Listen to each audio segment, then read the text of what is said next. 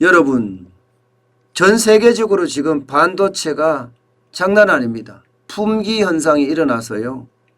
자동차 공장도 셧다운이 되지만 가전제품을 만드는 곳도 지금 셧다운이 될 정도입니다. 심지어 휴대폰을 만드는 회사까지 반도체가 부족해서 지금 생산량을 늘리지 못하고 오히려 줄여가고 있어요. 줄여가고. 그만큼 지금 반도체 시장에는 대란이 일어나고 있다는 거예요. 그런데 이 와중에 삼성전자의 위기설이 자꾸 나와요. 왜 삼성전자의 위기설이 나올까요? 반도체 대란이고 반도체 풍기면 결국은 공급이 부족하다는 건데, 공급이 부족하고 수요가 많아지면 반도체 가격은 올라가잖아요. 반도체 가격은 올라가기 때문에 충분히 삼성에게는 오히려 더 이득이라고 이야기해야 할 텐데 왜 위기란 말이 나올까요? 이게 코로나19가 이렇게 지나가면서 말입니다. 사실 반도체 시장에는요, 일대 혼란이 벌어지고 있습니다. 기본적으로는 중국이 반도체 사들이라고 난리예요. 실제 반도체는요, 미중 무역 전쟁의 원천이 되고 있기도 해요. 그러니 중국에다가 수출을 못하게 하는 거예요. 그러다 보니까 안 그래도 보복 소비 때문에 지금 반도체는 차량용 반도체든 휴대폰용 반도체든 가전제품용 반도체든 지금 얼마나 많이 필요한지 모른다, 이렇게 이야기할 정도인데 상황은 거꾸로 되고 있는 거예요. 워낙 많은 소비가 중국에서 생산이 일어나니까 반도체 소비가 굉장히 커지는 겁니다. 게다가 자연재해까지 겹쳤습니다. 자연재해까지. 미국에는 한파가 덮쳤죠. 대만에는 가뭄이 덮쳐서 반도체 공장에 물이 부족하다, 이런 말까지 나올 정도죠. 일본에는 지진과 화재가 덮쳤습니다. 그러니까 생산의 차질도 생긴 거예요. 생산의 차질도. 안 그래도 보복 소비가 일어나서 많은 사람들이 중국이 휩쓸어 가듯이 반도체를 가져가는데 이게 생산 차질까지 생기니까 더 심각하게 되는 거죠. 여기다가 많은 사람들이 지금 코로나19 이후에 이연됐던 소비들이, 뒤로 밀렸던 소비들이 지금 한꺼번에 일어나고 있는 것도 이게 반도체 어떤 품귀의 일조를 하고 있거든요. 자, 이렇게 반도체가 부족하면 삼성에게는 기회잖아요. 그런데 이게 기회가 못 되는 게 지금 미국이 변하고 있어요. 미국이 어떻게 변하느냐? 반도체 자체를요, 국가 안보 사항으로 다루겠다는 거예요. 국가 안보 사항으로. 이게 조 바이든 미국 대통령이 국가 안보 경제 보좌관 대책회의를 열 정도예요. 쉽게 말하면 반도체를 어떻게 공급을 할 것이냐의 문제를 이제는 국가 안보 차원에서 다루겠다는 이야기입니다. 이렇게 되면 어떤 시기든 미국은 반도체 독립을 하기 위해서 신경을 많이 쓸 거다, 이렇게 지금 보고 있습니다. 조 바이든 대통령이 어떤 말을 했나 하면요, 500억 달러를 일단 반도체에 쏟아붓겠다. 우리 돈으로 하면 56조입니다. 그러면서 조 바이든 대통령이 이야기한 말을 보면 이게 지금 미국이 굉장히 많이 변하겠구나 하는 생각을 하게 됩니다. 못이 없어서 편자가 사라지고 편자가 없으니 말을 잃는다. 결국은 왕국이 멸망했다 이런 말을 썼거든요. 이게 비유법으로 썼기 때문에 무슨 말이냐 좀 헷갈리기는 하지만 분명한 것은 그래요. 못이 없어서 말 밑에다가 편자를 못 닫는다. 반도체가 없어서 자동차를 생산하지 못한다. 그러면 자동차를 판매하지 못하고 결국 미국까지 망할 수도 있다. 뭐 이런 얘기예요. 이런 얘기는 망한다 말을 쓴다는 것은 여러분 이거는 미국의 대통령이 거의 쓰지 않는 표현입니다. 거의 쓰지 않는 표현이에요. 결국 왕국이 멸망한다. 이 말은요. 어떻게든 절박한 그 미국의 산업계 상황을 그대로 이야기한 것 아니냐 이렇게 지금 일으키고 있습니다. 사실 GM 같은 경우 제너럴 모터스요. 여기는 차량용 반도체가 부족해서 지금 완성차를 감산하고 있는 상태예요. 연간 이익이 2조 3천억 정도 날아가지 않겠느냐 이런 이야기를 하고 있습니다. 월풀이라고 미국의 가정기업이죠. 중국 법인에서 최대 25%의 어떤 물량을 줄였습니다. 애플도 마찬가지예요. 애플도 애플 생산량을 10% 줄인다고 이야기할 정도입니다. 10%. 그러니까 못이 없어 편자를 못 받고 편자가 없으니까 말이 못 뛴다는 거하고 똑같이 반도체가 없으니까 자동차도 세탁기도 그리고 휴대폰도 못 만든다. 못 만드니 팔 게 없고 팔 게 없으니까 왕국이 망한다.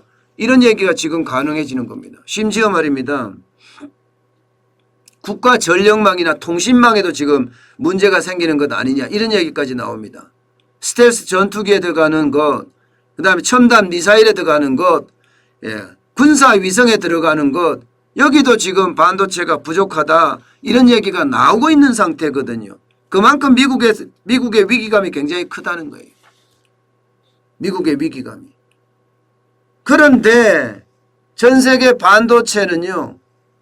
쉽게 말하면 대한민국, 대만, 중국이 72%를 생산하고 있습니다. 72%를. 미국의 생산 비중은 13%밖에 안 됩니다. 미국의 생산 비중은 13%밖에 안 돼요. 그러니까 이거 안 되겠다. 그냥 이대로 가다가는 자칫 잘못하면 미국이 망하는 그런 사태도 벌어지겠다. 이런 얘기가 되는 거거든요.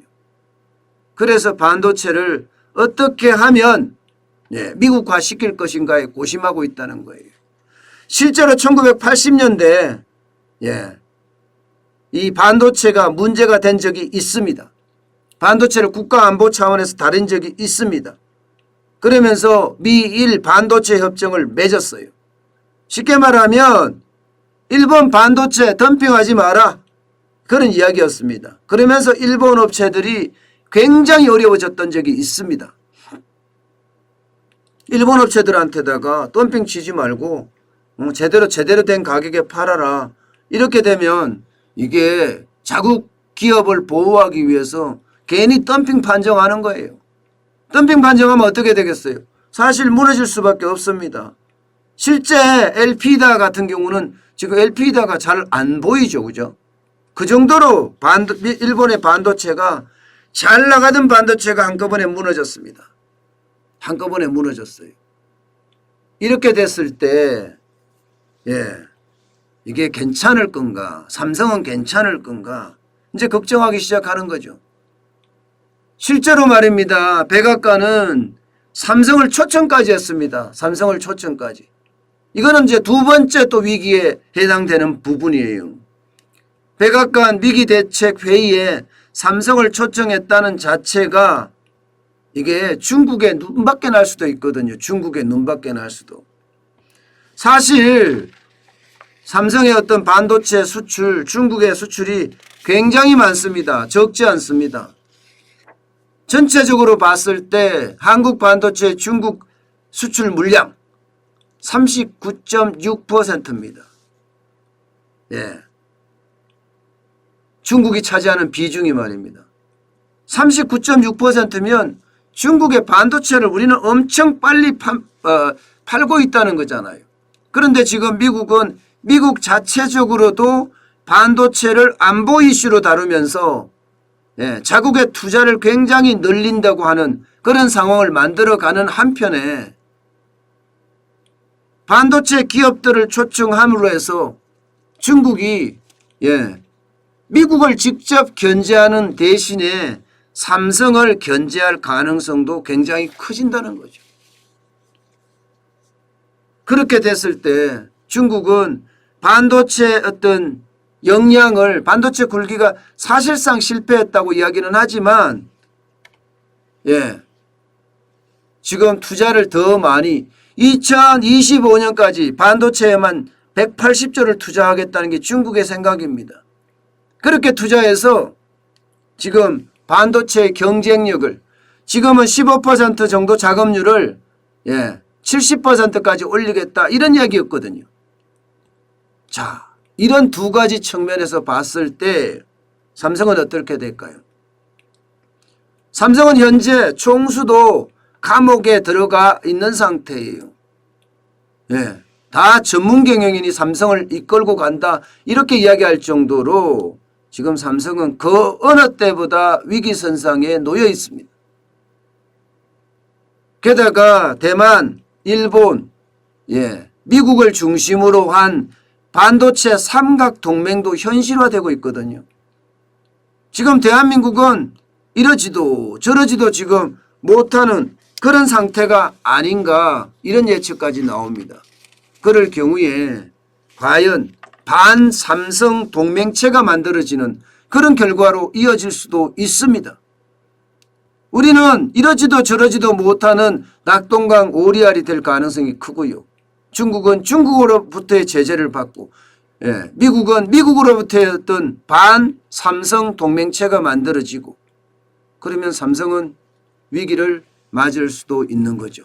마치 1980년대에 일본의 반도체 기업이 미국의 어떤 제재로 쫄딱 망한 것처럼 우리 삼성도 그럴 가능성이 굉장히 농후하다는 이야기입니다. 그래서 저는 그 충격파가 서서히 이게 한꺼번에 이렇게 툭 때리는 게 아니에요. 외교관계라는 것은요. 천천히 오거든요. 마치 큰 배가 침몰하는 것처럼 서서히 침몰해 버립니다. 침몰이라는 게 뭐예요? 바다에 빠지고 나면 끝이에요.